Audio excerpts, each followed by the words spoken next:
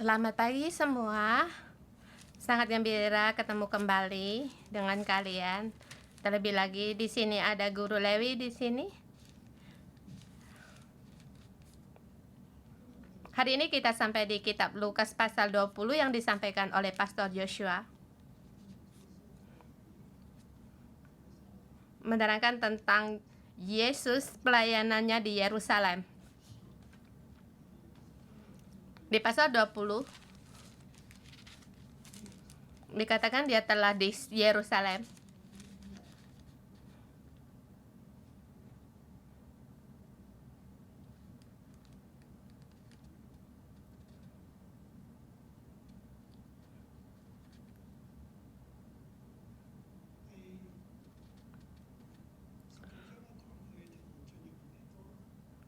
Pasal 19 dikatakan dia masuk di Yeriko, kemudian pasal di 28, dan setelah mengatakan semua itu, Yesus mendahului mereka dan meneruskan perjalanannya ke Yerusalem.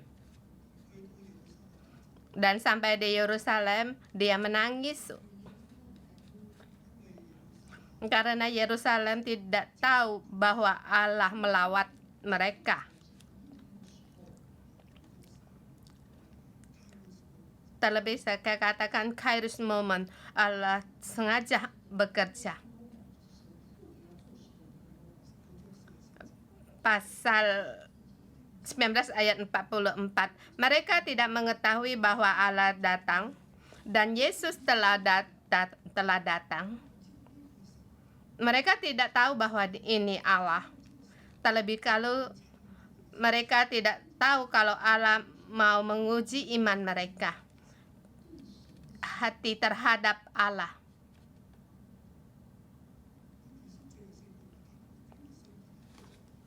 Dan Yesus masuk ke bait suci dan melihat bait suci menjadi tempat perdagangan. Dia berkata, bait ini rumah doaku.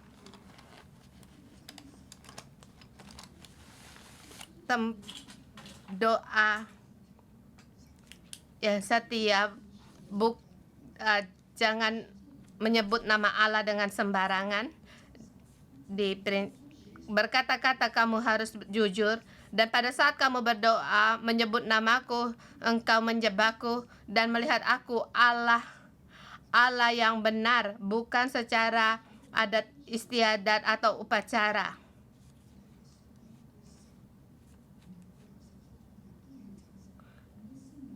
Dan kepercayaan kita terhadap Allah juga harus setia, harus nyata. Ini perintah keempat. Tapi sekarang rumah doaku menjadi sarang penyamun, dan Yesus tiap-tiap hari ia mengajar di dalam bait Allah.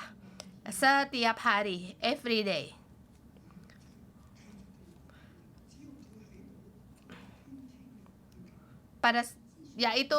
Pada saat dia di situ, dia di situ setiap hari mengajar. Pada saat Yesus masuk Yerusalem, masuk dalam bait suci, kita jangan melihat satu perkara masa lalu. Dia mempunyai sejarah di masa lalu dan juga perkara, dan juga hal yang lengkap nubuatan. Yesus tiap-tiap hari ia mengajar di bait Allah. Ini kehendaknya, dan juga ini yang akan dia lakukan. Jadi kita harus sungguh-sungguh percaya. Kita mengalami Yesus setiap hari mengajar di bait Allah, dan pagi kita setiap hari kita ikut renungan pagi, kita ibadah, kita setiap hari pemuja. Kita harus tahu bahwa dia setiap hari ada di situ. Bukan dia telah naik ke langit, sekarang dia tidak ada di sini. Dia selalu ada, dan melalui Roh Kudus dia melampaui waktu, melampaui segalanya. Dia Maha Tahu, Dia Maha Kuasa. Dia Allah yang benar dan hidup. Barang siapa yang datang di hadapan Allah harus percaya Allah hidup, dan juga harus percaya dan memberi upah bagi orang yang mencari Dia. Di Ibrani pasal ayat 6. Ayat 11 ayat 6. Saya ingat ayat ini kalau dibalikan menjadi 6:1:1. Dan saya mengatakan, mengapa kita di renungan pagi, di kebaktian minggu, Tuhan terus memberi petunjuk dalam khotbah. Sebab Yesus tiap-tiap hari Ia mengajar kita di dalam bait-Nya. Pikiran kita yang terbatas, kita banyak bingkai-bingkai, kita banyak pengenalan akan Alkitab, di pengetahuan kita, bingkai-bingkai kita, adat istiadat kita membatasi Allah. Kita melihat di kitab Kejadian, kita melihat Allah Maha Besar. Tapi menggunakan otak kita, pikiran kita, kita membelenggu Allah di dalam kita. Maaf. Dan Yesus tiap hari mengajar dalam bait suci agar kita sungguh-sungguh mengenal Dia. Tetapi kita banyak kesulitan. Kita sangat tidak mengerti. Kita banyak batasan. Dan aku sendiri, setiap di renungan pagi, setiap berkhotbah, atau sekarang kita di kebaktian, ada 5 kebaktian. Saya berusaha 5 kebaktian saya hadir. Bahkan di setiap kebaktian saya berusaha menelusuri, meraba akan firman Allah. Saya percaya Allah hidup. Sebab saya tahu saya sangat terbatas. Saya berusaha untuk bekerja, membuka diri sendiri. Ya Allah, Engkau berfirman kepadaku, dan Allah terus berfirman. Sebab Allah yang memberi. Di kitab Ibrani dikatakan, bagi barang siapa yang datang di hadapan Allah, yaitu bagi yang datang dalam hadirat Allah. Di hadapan artinya itu hadirat Allah. Harus percaya ada Allah. Dalam teks asli yaitu Allah hidup, yaitu percaya Allah hidup dan memberi bagi orang yang mencari Dia. Jadi setiap saya datang di renungan pagi atau saya berkhotbah, saya sujud di hadapan Allah. Allah, aku mencari Engkau. Aku mau mendapat pemberian dari-Mu, sebab ini janji-Mu. Agar merendahkan diri agar Allah berfirman untuk kita.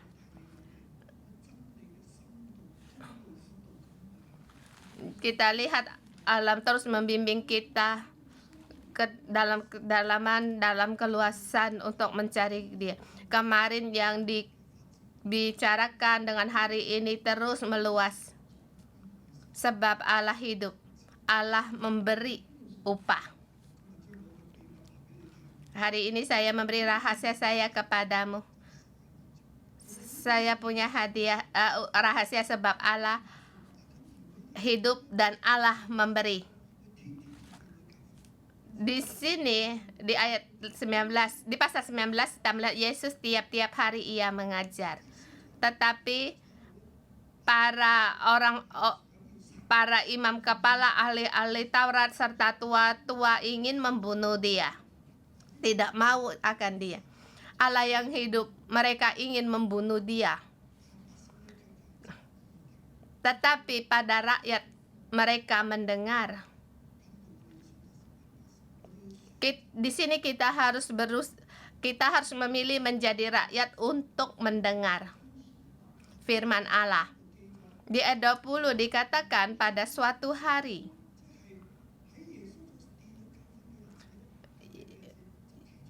yaitu pada saat Yesus mengajar di Bait Allah pada suatu hari. Dengan tema di pasal ini terlebih dahulu,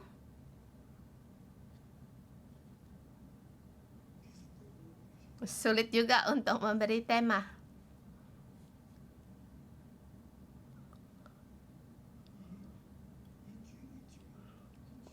Jadikan Tuhan menjadi tapi dikatakan seperti tidak dikatakan. Sesungguhnya kita harus memberikan Allah menjadi Allah dan Tuhan menjadi Tuhan. Rupanya otak kita, bingkai-bingkai kita tidak memberi Allah yang hidup, yang sebagai Tuhan di alam semesta ini.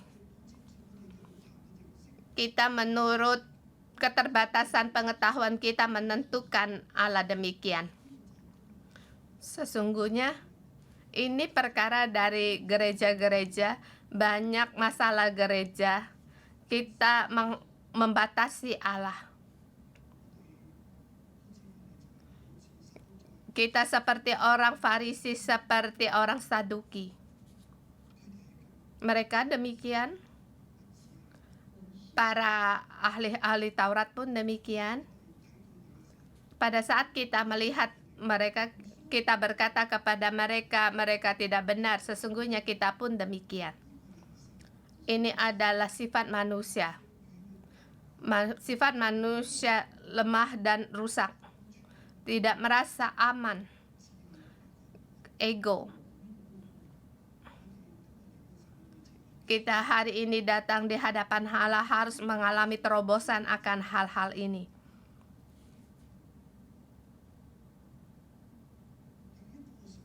Salah satu pikiran yang lain yaitu taat kepada kuasa Kristus. Kita meletakkan diri kita di bawah Kristus dengan kuasanya sebagai Tuhan. Aku rela untuk taat, melepaskan segalanya. Dan di bagian yang mana ketaatan ini? Dan ini saya bagi dalam 3 bagian. 1 sampai dengan 26, paragraf pertama.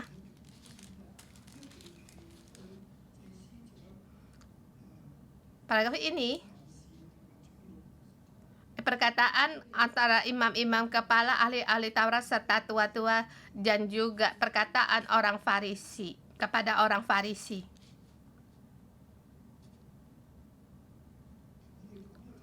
Dan memberitahu ke kita, yaitu kita harus melepaskan kuasa otoritas,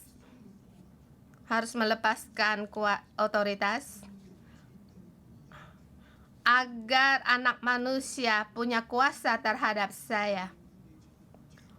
Orang imam-imam, ahli-ahli Taurat, tua-tua, semua ini orang yang punya kuasa.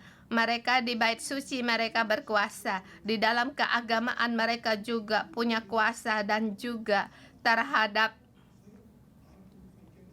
para rakyat. Mereka mendapatkan dukungan daripada rakyat. Mereka mendengar perkataan mereka, pengajaran mereka, kuasa mereka ada di tangan mereka.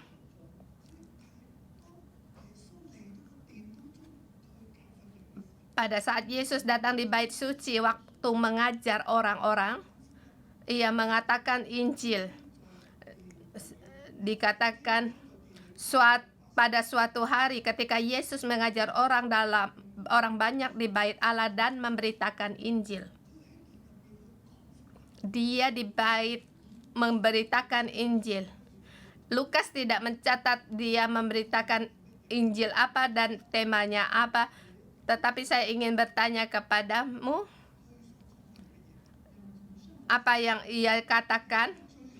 Dan ini minggu yang terakhir. Yesus meninggalkan bumi untuk disalibkan, jaraknya waktu seminggu terakhir. Dia setiap hari mengajar di bait Allah dan menggunakan kesempatan sebab orang atau firman Allah mereka telah membengkokkan.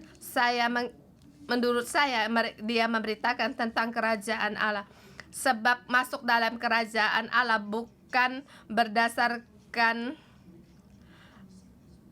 kelakuan, bukan berdasarkan kekayaanmu, melihat keahlianmu, tetapi mengatakan tentang hati. Mengatakan hatimu, adakah menerima dan percaya pada Allah? Adakah kamu percaya kerajaan Allah telah datang? Adalah kamu menjadikan Allah sebagai Allah? Atau kamu hanya percaya pada satu sistem? Dia di situ memberitakan Injil agar rakyat mengerti Allah itu bagaimana dan keselamatan itu bagaimana. Kerajaan Allah itu bagaimana. Agar rakyat dia ingin agar rakyat masuk dalam kerajaan Allah. Tetapi di tempat ini imam-imam kepala ahli Taurat serta tua-tua bertanya kepada dia.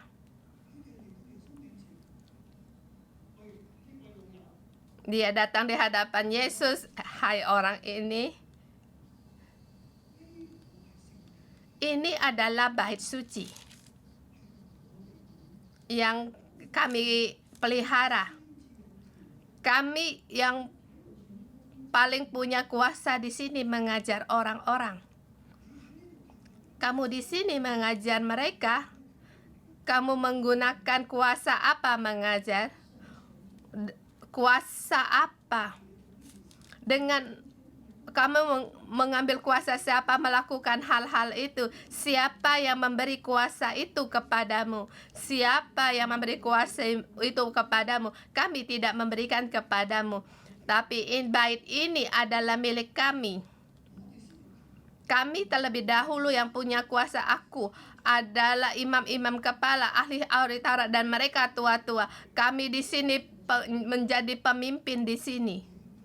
Dan kamu punya kuasa apa? Siapa yang memberi kamu kuasa itu? Mereka menolak kuasa Yesus sebab mereka berpegang pada kuasa sendiri.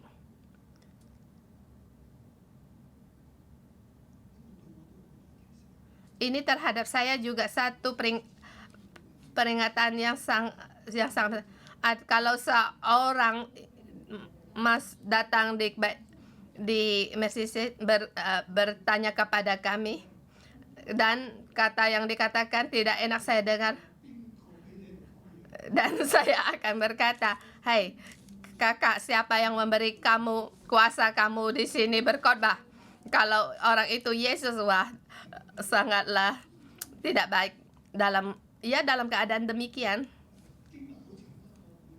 Dan ayat sangat panjang, saya tidak membaca semuanya. Kemudian Yesus bertanya,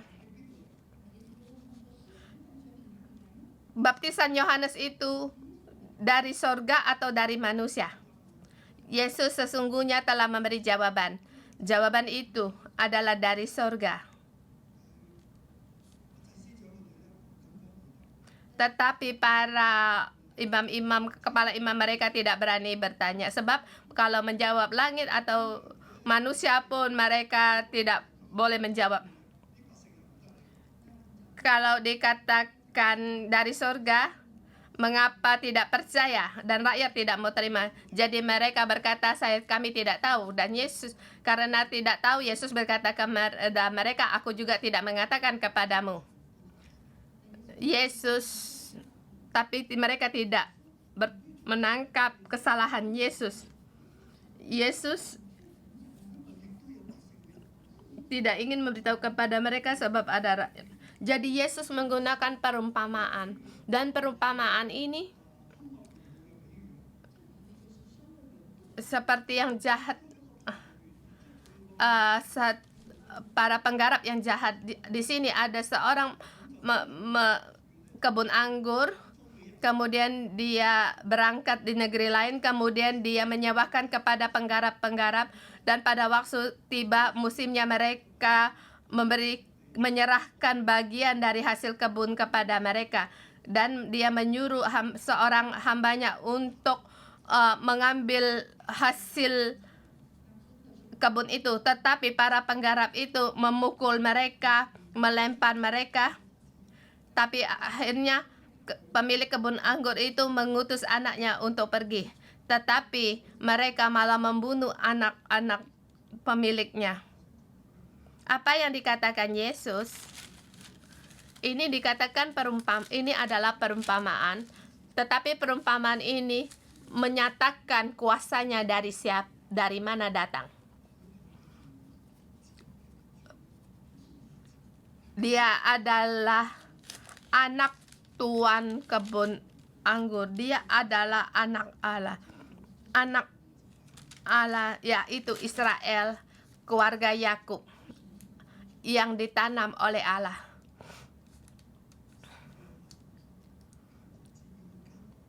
Allah mau keluarga Yakub menghasilkan buah dan memberi pertanggungjawaban.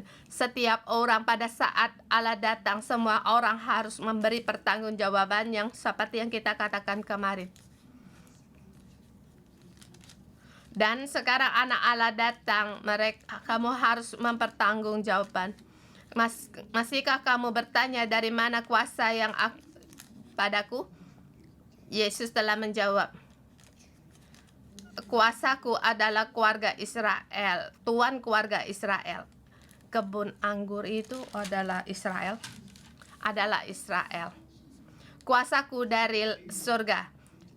Ini adalah perumpamaan. Mereka tidak bisa berpegang pada perumpamaan ini.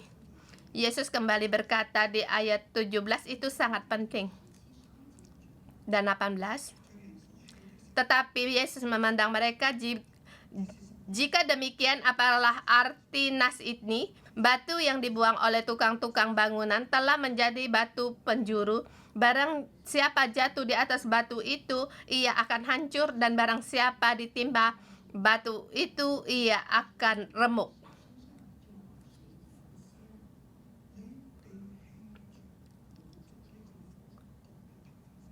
Kamu menolak aku menjadi batu penjuru. Membangun bait suci, terlebih dahulu harus meletakkan batu pertama. Batu yang pertama itu sangat penting. Ini adalah batu penjuru, dan nanti setiap batu yang diletakkan harus tertuju pada batu penjuru ini. Kalau tidak tertuju, maka akan dihancurkan.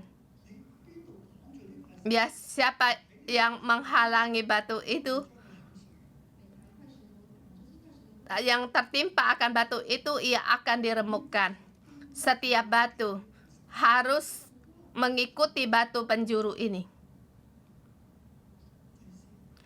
Ahli-ahli Taurat, imam-imam kepala, dan tua-tua, apakah kalian mau mengikuti? Kalian menolak batu ini. Di kitab Roma dikatakan, mereka menggunakan perbuatan bukan dengan iman. Dengan penampilan mereka mengambil keputusan.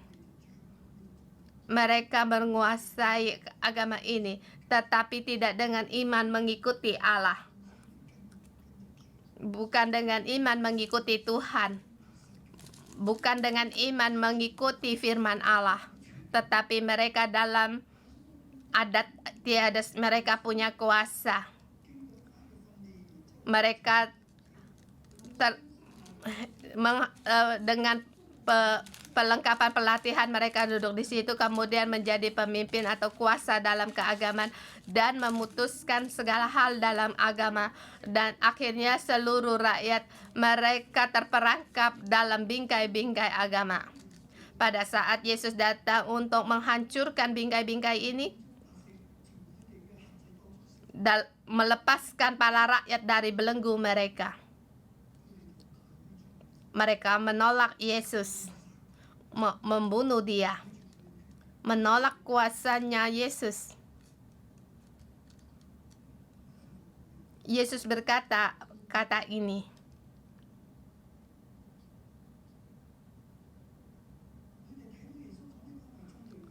Mereka melihat perkataan Yesus tertuju pada mereka, ingin menangkap mereka, tetapi takut orang banyak. Kalau menangkap kita di depan rakyat, mereka tidak bisa turun tangan, sehingga mereka menyuruh mata-mata untuk seolah-olah orang jujur supaya mereka dapat menjerat dan suatu pertanyaan dan menyerah kepada wewenang dan kuasa negeri. Yesus berkata, kamu punya kuasa, kuasamu paling besar yang dari langit. Kamu adalah batu penjuru, segala sesuatu harus mengikuti engkau dan milikmu, dan sekarang kami mengambil pajak kepada kaisar, bolehkah? Kalau engkau paling besar, seharusnya kami memberi engkau, bukan kepada kaisar. Kalau Yesus mengangguk, ia berikan padaku, maka Yesus harus dipacung kepala, sebab dia melanggar peraturan dari kaisar. Maka Yesus menjawab, kalau begitu berikanlah kepada kaisar apa yang wajib kamu berikan kepada kaisar, dan kepada Allah apa yang wajib kamu berikan kepada Allah. Bagi kita pun hari ini demikian. Kalau miliknya kaisar, berikan kepada kaisar. Kalau kepada Allah, berikan kepada Allah. Apa itu milik kaisar? Apa itu milik Allah? Bagi kita orang Kristen, apa milik negara? Apa itu miliknya Allah? Yaitu hati kita, kepercayaan kita, yaitu milik Allah. Di bumi, di masyarakat, segala hal milik material, di dalam segala peraturan-peraturan, itu adalah milik negara. Segala sesuatunya itu harus dikembalikan kepada negara. Tetapi kepercayaan kita, agama kita, pikiran kita, arah hidup kita, kita mengikuti Allah, agar Allah menjadi Allah. Dan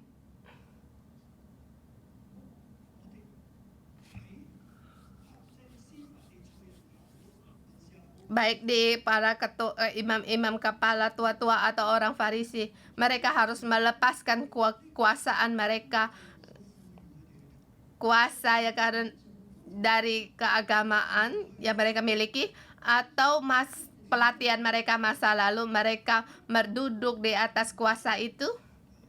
Tetapi anak-anakku, kebenaran memberitahukan kepada kita agar jangan kita berpegang akan hal ini dan tidak melepaskan, sebab itu terbatas. Hal ini dibandingkan dengan Allah, pasti akan hal kesalahan dan punya masalah. Bukan semua punya masalah, malah kita menghalangi Allah, membatasi Allah. Dan Yesus datang mau mengajar. Pada saat dia mengajar kebenaran Injil, kuasa bumi tidak memberi Yesus untuk mengajar dan menolak dia. Ini perkara kita.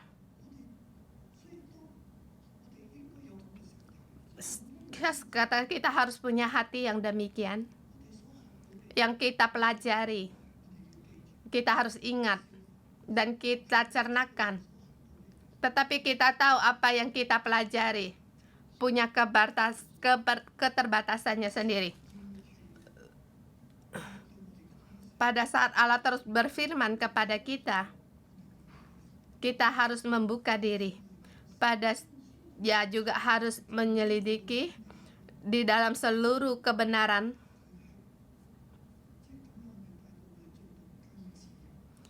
Apakah itu akan membawa kita masuk dalam kebebasan, kelepasan, dan dalam kebenaran?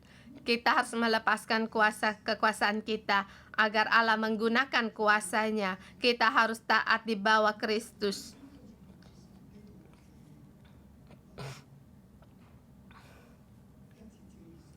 Ini ayat 1 sampai 26 yang saya terima hari ini.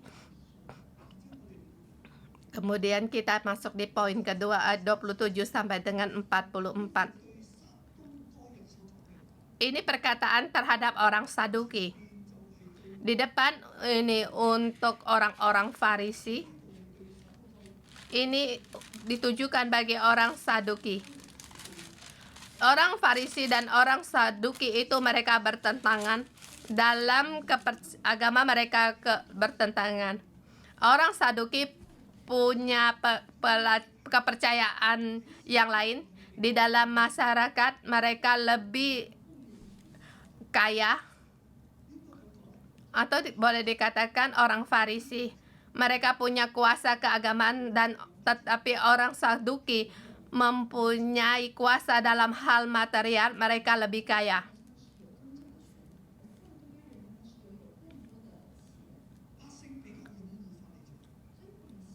Rakyat lebih memihak pada orang Farisi, tetapi orang Saduki mereka adalah orang-orang kaya, dan mereka di dalam politik bekerja sama dengan pemerintah Roma.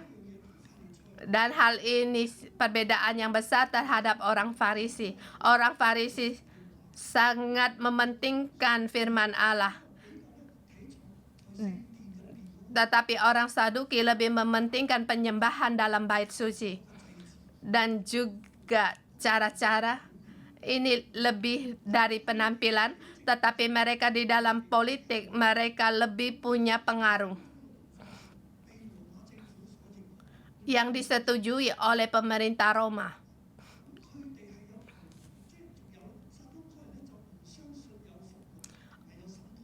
Orang Saduki tidak percaya akan tentang kebangkitan dan penghakiman.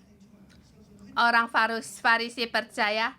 Dalam dua partai ini banyak sekali perdebatan, dan sekarang menghadapi musuh mereka, Yesus juga menjadikan musuh bagi mereka. Sebab Yesus bukan hanya menentang orang Farisi, kuasamu tidak benar, dan juga seorang Saduki menghadapi tantangan dengan Yesus. Di dalam tantangan orang Farisi bisa kita melihat kita harus melepaskan kuasa identitas kita. Dan hari ini aku menjadi senior pastor, saya harus melepaskan kuasaku kita terhadap ketua MG leader, kepada staf gereja. Kita harus melepaskan kuasa kita. Bukan berarti kita tidak mau kuasa yang diberikan kepada Allah, kita mau, tetapi jangan kedudukan kuasa ini menghalangi kita mengadakan hubungan dengan Allah, dan apa yang Allah katakan itu yang benar, bukan perkataanku. Pada saat aku menghadapi tantangan dan aku harus berubah, aku harus taat kepada kuasa Kristus, harus taat kepada pemahaman tentang firman Allah dan pengajarannya. Aku harus mendengar, bukan karena aku punya kuasa aku boleh berkata, kamu tidak boleh berkata. Dan terhadap orang pengajar terhadap orang Saduki di ayat 27 sampai dengan 44, aku melihat kita harus melepaskan adat istiadat kita. Adat istiadat kita bukan hal yang seharusnya. Adat istiadat punya adat istiadat sendiri. Kita bukan menolak adat istiadat, tetapi pada saat adat istiadat menghadapi Allah, adat harus melepaskan. Dan juga bukan masa lalu dilakukan belum tentu berkehendak dalam kehendak Allah. Dan di sini dikatakan kita harus melepaskan adat istiadat kita, percaya akan firman Tuhan, dan juga percaya akan kuasa Tuhan lebih besar dari kuasa Musa dan Daud. Orang Saduki percaya akan adat istiadat. Adat istiadat tidak ada hal tentang kebangkitan, sehingga mereka bertanya kepada Yesus untuk menantang Yesus. Ayat 27. Maka datanglah kepada Yesus kepada beberapa orang Saduki yang tidak mengakui adanya kebangkitan. Mereka bertanya kepadanya, "Guru, Musa menuliskan perintah untuk kita." Ini Musa yang menulisnya, Musa yang paling besar. Dia berkata demikian. Tapi mengapa kamu berkata ada kebangkitan? Mengapa kamu mengajar tentang hal kebangkitan? Musa telah berkata tidak ada kebangkitan. Jika seorang yang mempunyai saudara laki-laki mati sedangkan istrinya masih ada, tetapi tidak meninggalkan anak, saudaranya harus kawin dengan istrinya itu dan membangkitkan keturunan bagi saudaranya itu. Di sini ada 7 bersaudara.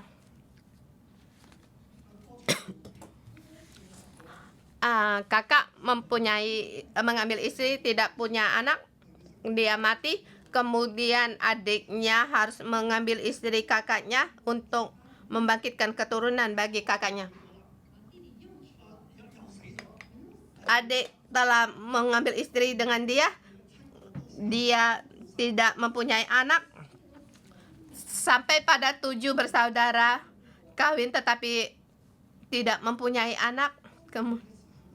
Jika kamu mengatakan ada kebangkitan, siapa sesungguhnya ke-7 saudara ini, suami perempuan ini?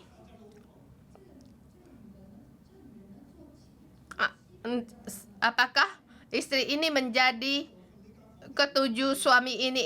Satu malam di kamar ini, kedua di kamar ini. Bagaimana bisa terjadi demikian? Kuasa Musa sangat besar dan Musa berkata tidak ada kebangkitan. Tidak ada hal tentang penghakiman. Mengapa kamu berkata ada? Kemudian Yesus menjawab mereka,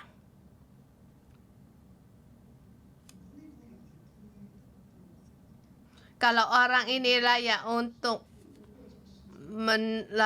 melampaui dunia ini pada saat dia bangkit, dia tidak lagi kawin atau dikawinkan. Setiap orang di hadapan Allah menjadi satu orang, dan juga pada saat itu tidak ada lagi hubungan suami istri. Semua orang mempertanggungjawabkan kepada Allah.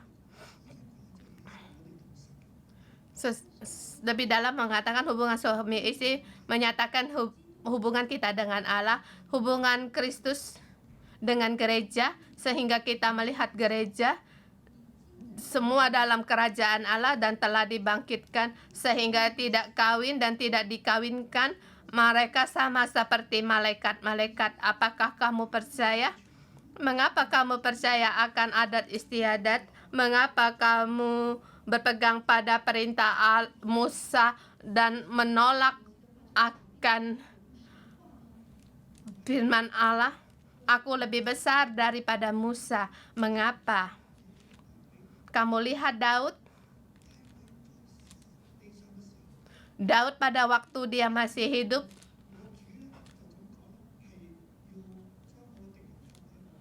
mengapa berkata Tuhan telah berfirman agar duduk di sebelah kananku sampai kubuat musuh-musuh dijadi tumpuan kakiku. Mengapa Daud menyebut dia Tuhan? Karena kuasa Daud tidak sebesar kuasanya. Akulah itu. Dan ini yang dikatakan yang di bawah ini. Sesungguhnya Daud sendiri berkata dalam kitab Mazmur,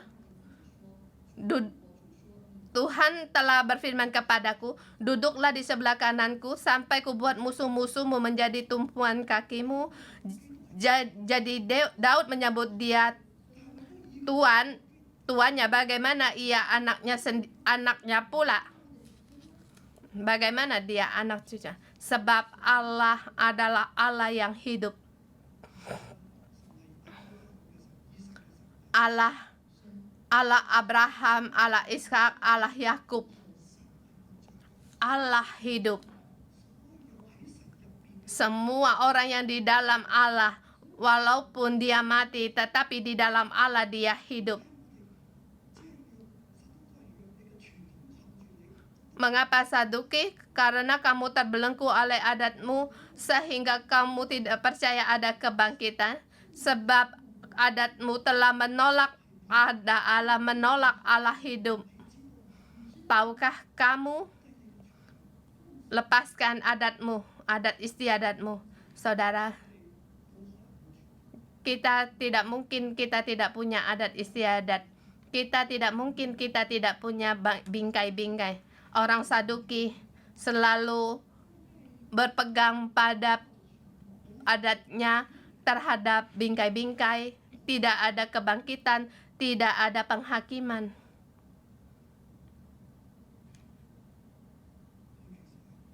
Sesungguhnya dia berkata, tidak ada Allah hidup. Tidak ada masa depan.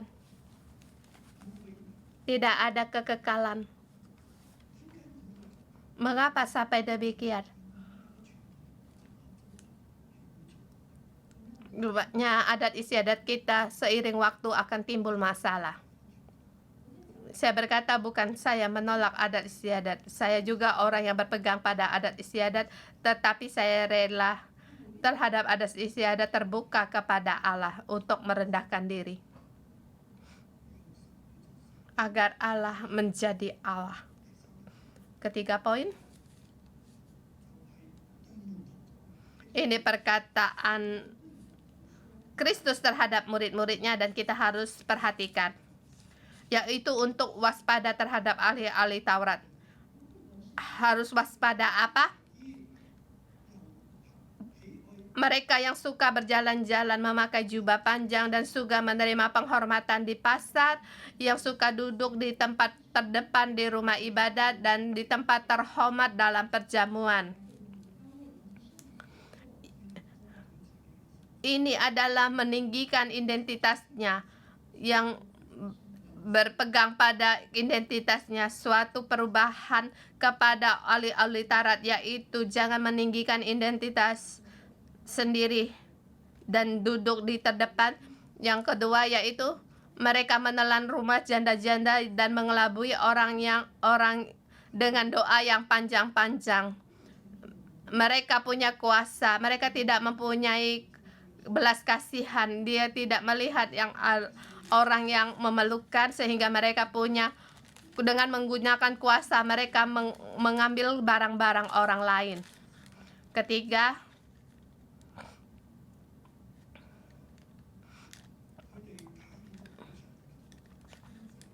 mereka mengelabui orang dengan doa yang panjang-panjang.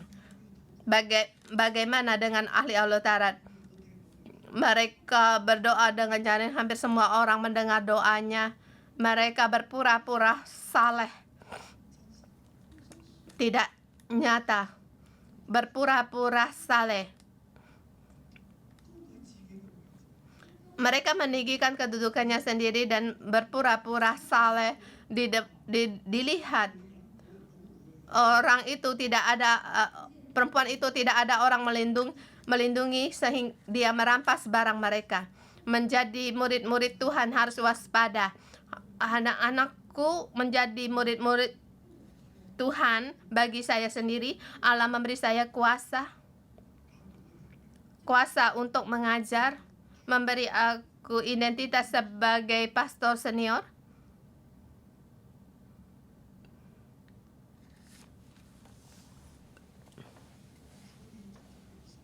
Saya bisa berpegang pada identitas saya.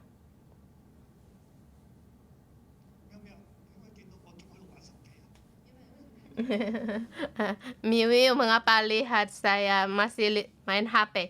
Dia sesungguhnya membuat catatan. Mengapa kamu tidak memberi hormat kepada seperti Haman? Kita mudah berpegang pada identitas kita untuk meminta orang lain untuk mempunyai sikap demikian terhadap aku. Pahamkah?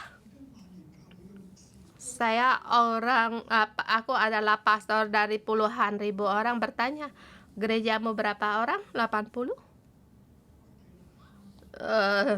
Sujudlah kamu situ. Mengapa kamu tidak menghormati aku? Aku datang di gerejamu berkhotbah. Kamu tidak menggunakan guru untuk untuk menjemput aku. Kamu memberikan aku tempat hotel bintang 4 bukan bintang 7. Ini adalah yang berpegang pada identitas sendiri, otoritas sendiri. Harus orang berbuat demikian terhadap sendiri. Dan apa yang aku katakan itu yang benar. Kamu mendengar, mengapa kamu tidak mendengar? Orang-orang ahli-ahli Taurat, orang-orang Farisi, salah satu hal yang dilakukan yang tidak benar yaitu menelan milik orang lain, berpura-pura untuk saleh. Satu minggu berpuasa 4 hari. Aku seberapa banyak memberikan persembahan, seberapa banyak orang menerima bantuan aku.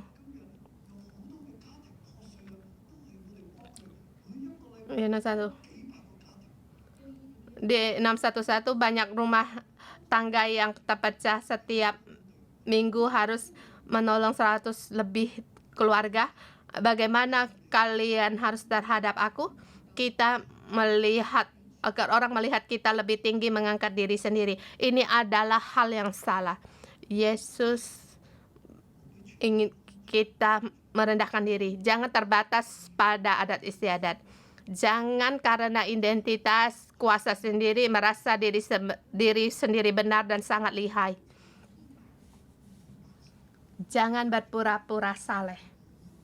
Harus punya kindness untuk mengasihi setiap orang. Saudara-saudari semua, ini yang aku lakukan hari ini. Aku tidak meminta orang lain bagaimana terhadap aku, terhadap identitas saya, terhadap aku, tidak.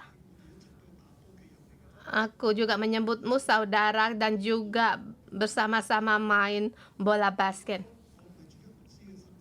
Aku main bola basket bukan identitas sebagai pastor. Tidak semua orang harus memberikan bola pada aku, dan pada saat aku menyerang, kamu harus lepas tangan.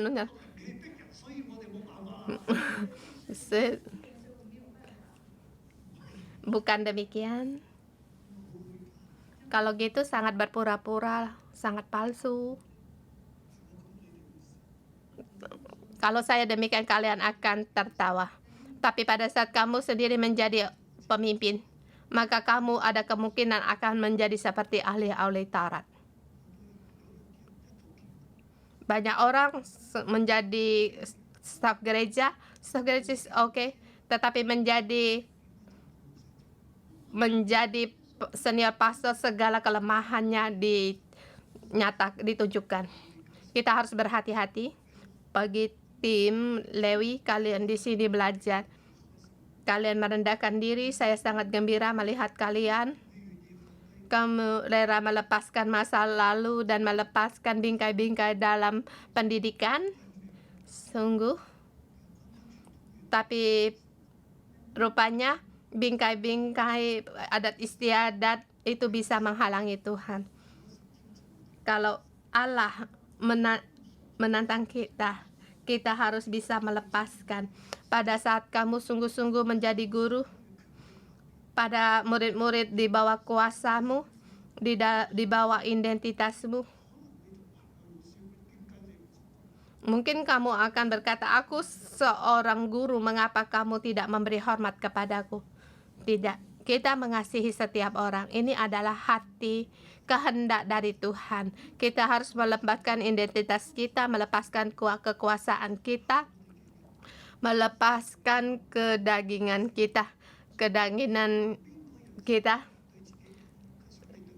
Siapa orang yang tidak ingin terhadap diri sendiri mendapatkan kebaikan atau penghormatan dari orang lain?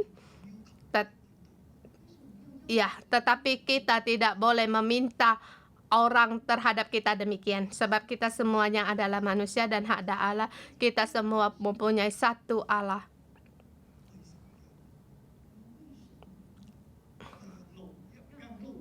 Agar aku harus membuka jalan untuk Allah untuk bekerja, Dia sebagai Allah, agar terus diperbaharui dan pohon kehidupan terus bertumbuh. Amin. Hari ini sampai di sini. Haleluya, mari kita bangkit bersama untuk memuji Tuhan Allah kita.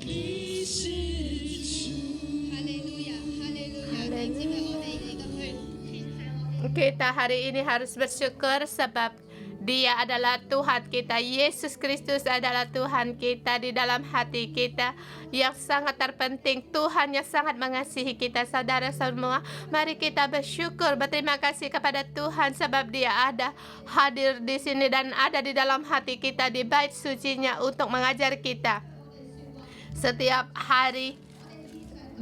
Mengajar kita, Dia Allah yang hidup. Kita bersyukur sebab di dalam hati kita ada Allah yang setiap hari mengajar kita, yang berbicara kepada kita. Tuhan, aku berterima kasih kepadamu sebab Engkau Allah yang hidup. Engkau setiap hari mengajar aku di dalam hatiku. Di setiap Engkau selalu mengajar aku. Tuhan, aku berterima kasih di dalam firman menjadi pelita dalam jalanku. Setiap hari firman-Mu bisa menguji hati. Setiap hari aku bersyukur di dalam renungan pagi. Terang-Mu selalu menerangi kehidupan agar kami tertuju kepada Engkau, agar kami tidak menyimpang. Tuhan, kami berterima kasih terhadap kasih karunia-Mu. Bukan hanya kami mendapatkan keselamatan, tetapi lebih lagi kami mendapatkan hidup dan lebih berkelimpahan. Tuhan, aku bersyukur kepadamu. Tuhan, Engkau Allah yang berfirman kepada kami dan memberi kami hidup, sehingga kami melihat Engkau Allah yang hidup dan Engkau Allah yang memberi. Engkau memberikan firman-Mu, memberi hidup. Dan hari ini Engkau terus memperluas kepribadian kami, memperluas hati kami agar bingkai-bingkai di dalam kami terus dihancurkan, sebab Engkau maha besar, dan lebih lagi di dalam kami lebih besar untuk menampung akan Engkau. Kami tidak mau menggunakan bingkai-bingkai membangkai akan hadiran Engkau, sebab Engkau Allah yang hidup. Kami berterima kasih sebab Engkau Allah yang hidup, yang setiap hari Allah yang memberi. Tuhan, kami berterima kasih. Tuhan, kami berterima kasih. Terima kasih Engkau setiap hari berfirman kepada kami, Tuhan. Tetapi adakah kami membuka hati kami untuk menerima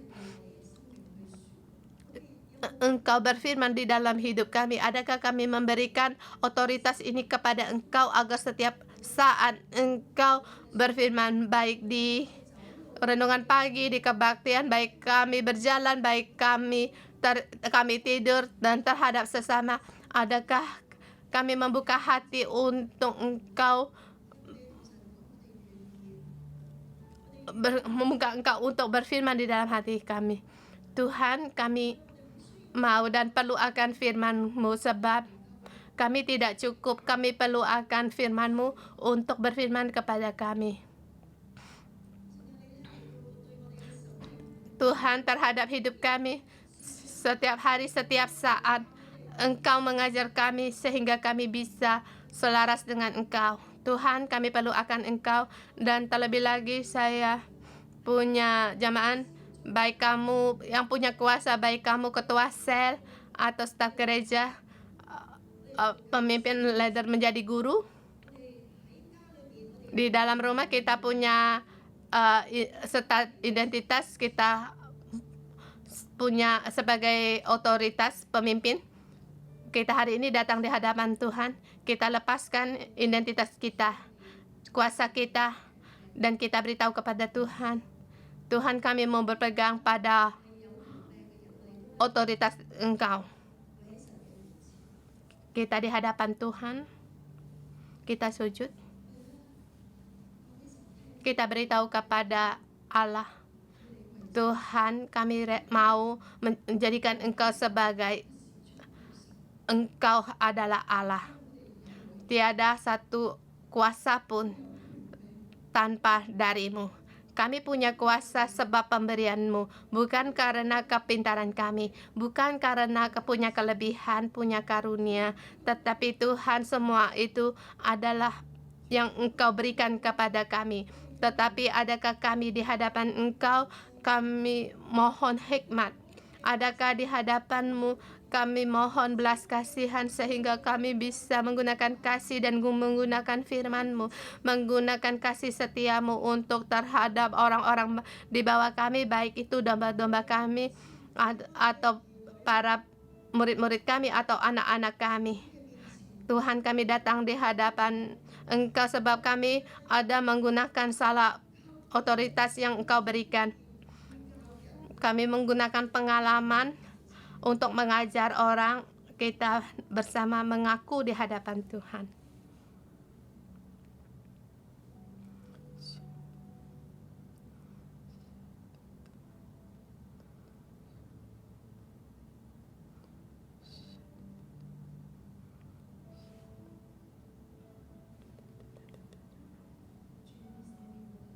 Tuhan, Engkau ampuni kami, baik aku terhadap orang tua kami sebagai ketua sel, bahkan terhadap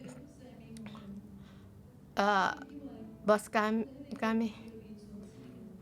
Ampunilah kami terhadap firman-Mu. Kami mengira kami sudah tahu, bahkan kami menggunakan firman-Mu menjadikan bingkai-bingkai bagi orang lain. Tuhan, ampunilah kami. Tuhan, ampunilah kami seperti kami menyebut nama-Mu dengan sembarangan. Tuhan, ampunilah kami. Kami menggunakan pengetahuan kami yang terbatas, menggunakan adat istiadat kami. Kami tidak mau melepaskan identitas kami. Kami tidak mau merendahkan diri, dan kami sering-sering berkata ingin mau merendah diri, tapi hanya di mulut saja. Tapi terhadap keadaan, terhadap orang lain,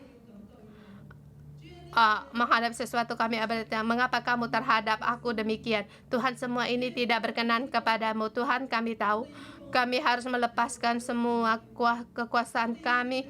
Kami harus menjadikan Engkau sebagai Allah, Tuhan sebagai Tuhan. Kami tidak mau menjadikan diri kami sebagai Tuhan. Tuhan, ampunilah kami. Kami tidak mau meninggikan diri kami sendiri. Kami tidak mau serakah akan barang-barang orang lain atau iri terhadap orang lain. Sebab Tuhan, Engkau memberikan kami berkat yang banyak. Tuhan, ada kala kami pun bisa bertanya, mengapa mereka diberkati, kami tidak. Tuhan, ampunilah kami. Ampunilah kami ya Tuhan. Ada kalanya penampilan kami seperti sangat rohani. Tapi kami tahu ini kehendak-Mu. Kami tidak sungguh-sungguh. Kami menggunakan untuk menekan anggota sel kami, bahkan kami misalkan kesalahan mereka. Ampunilah kami, dan juga orang tua. Kami sebagai orang tua, kami tidak sungguh-sungguh mendengar suara hati anak-anak kami. Kami mengira baik mereka untuk mengikuti kami, dan juga tidak memberikan kesempatan mereka berbicara. Bahkan kami menggunakan ayat Alkitab untuk memukul mereka sehingga mereka disakiti. Tuhan, ampunilah kami yang tidak bisa menjadi ayah dan ibu. Ampunilah kami tidak bisa menjadi ketua sel, tidak bisa menjadi pemimpin. Tuhan, mohon Engkau ampuni kami. Mohon tolong kami agar kami kembali untuk di hadapan Engkau sebagai identitas Tuhan, Engkau sebagai Tuhan. Tuhan, tolonglah kami. Tuhan, mohon Engkau tolong kami. Saya mohon kepadamu untuk menyembuhkan yang pernah disakiti oleh pemimpin, baik kami ketua sel atau ayah dan ibu dan staf gereja. Kami menggunakan identitas kami dengan sembarangan, merasa apa yang dikatakan itu benar dan menekan orang di bawah kami. Tuhan, mohon Engkau menyembuhkan orang-orang yang disakiti, sembuhkan hati mereka sehingga mereka tahu bahwa mereka Allah yang penuh dengan kasih setia dan belas kasihan. Engkau Allah yang panjang sabar dan berkelimpahan. Tuhan, aku berseru kepadamu untuk menolong kami, orang-orang yang menjadi pemimpin, untuk belajar akan kasih-Mu. Kami perlu akan kasih-Mu ada di tengah-tengah kami. Kami harus mencontohi Engkau yang penuh dengan belas kasihan dan kasih setia. Kami, saudara semua, mari kita berseru agar kasih Allah di tengah-tengah kita, dan dalam otoritas yang diberikan kepada yang reaksi kita mempunyai kasih setia, belas kasihan. Mari kita bersama berdoa. Baba baba bada da da da da da da da da da da ya la la ya la la la la la shara baba baba baba baba da da da da ya la shala la la la la ya la la la la la la la.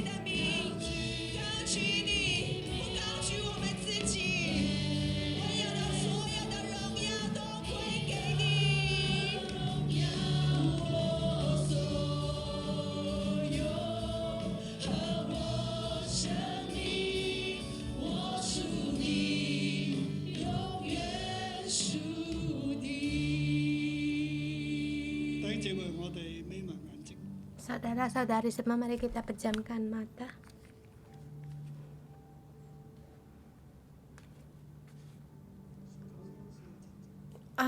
Pasal 19 ayat 47.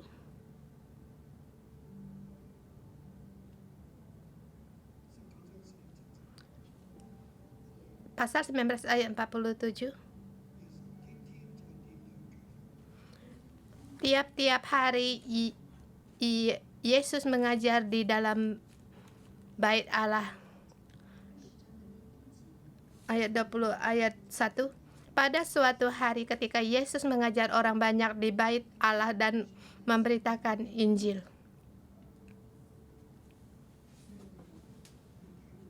Tuhan beri agar kami bisa melihat kembali dan kami percaya dan mengalami Engkau selalu tiap-tiap hari ada di tengah-tengah kami. Pada saat kami menyembah, pada saat kami renungan pagi, Engkau berfirman kepada kami. Engkau berkata-kata kepada kami. Dan Engkau selalu tiap-tiap hari berbicara kepada kami agar kami setiap orang bisa mendengar.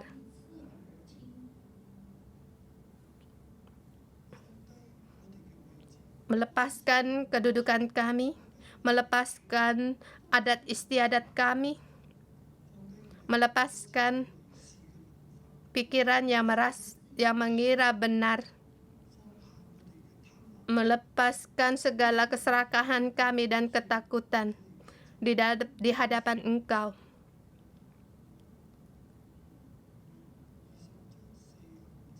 Ayat 20 pasal ayat 45. Ketika semua orang banyak mendengar, Yesus berkata kepada murid-muridnya, Yesus berkata kepadamu, kamu harus berwaspada terhadap ahli-ahli Taurat. Mereka yang suka berjalan-jalan dengan berjubah panjang dan suka menerima penghormatan di pasar, yang suka duduk di tempat terdepan di rumah ibadat dan di tempat terhormat dalam perjamuan.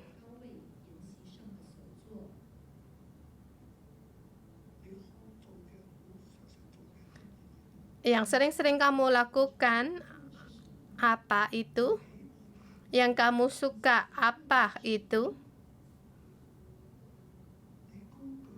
Yang kamu tinggikan itu, apakah itu? Allah menyuruh kita untuk merendahkan diri.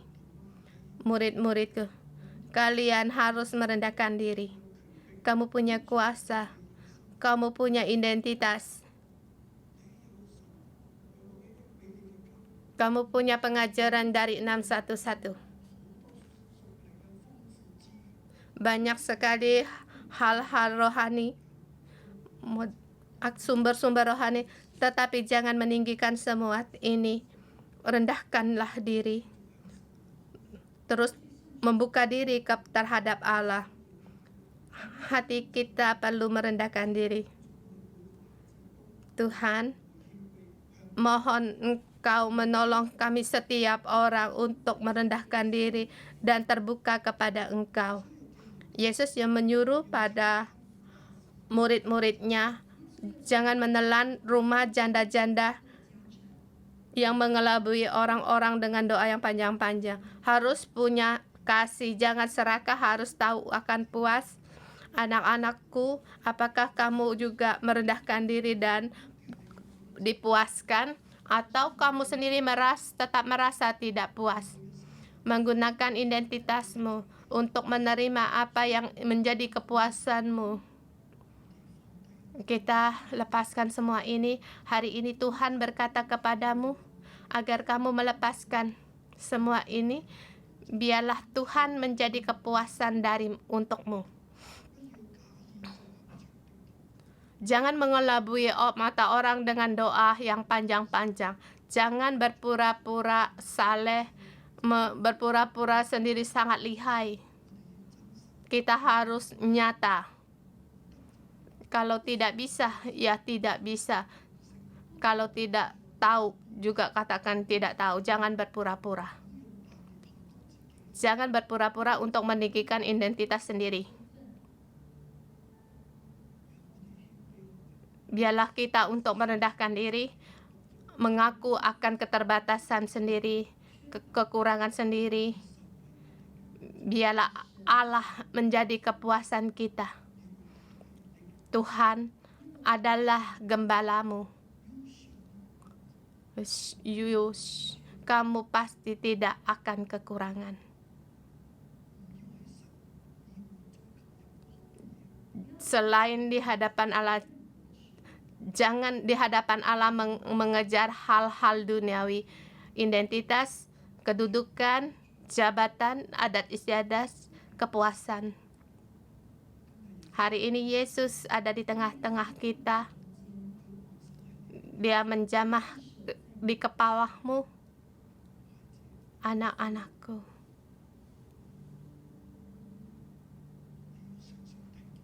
Kamu harus sering-sering melihat aku, sebab aku tiap-tiap hari mengajarmu.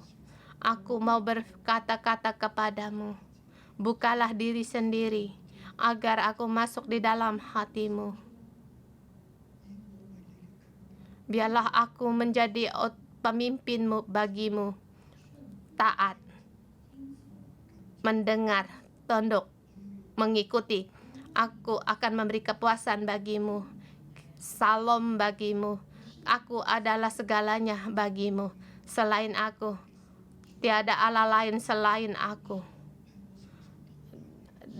Yaitu aku yang selalu menuntunmu, aku yang menciptakanmu, aku yang memberikan kepuasan bagimu. Seumur hidupmu ada di dalam tanganku. Lepas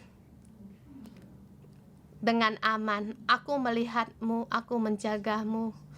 Tidak perlu untuk serakah, tidak perlu merasa tidak aman.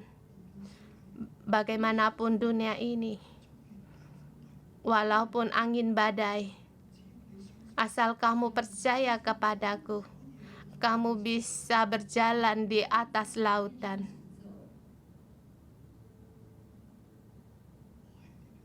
Aku adalah Allahmu, Allah yang hidup. Penghakiman ada di dalam tanganku.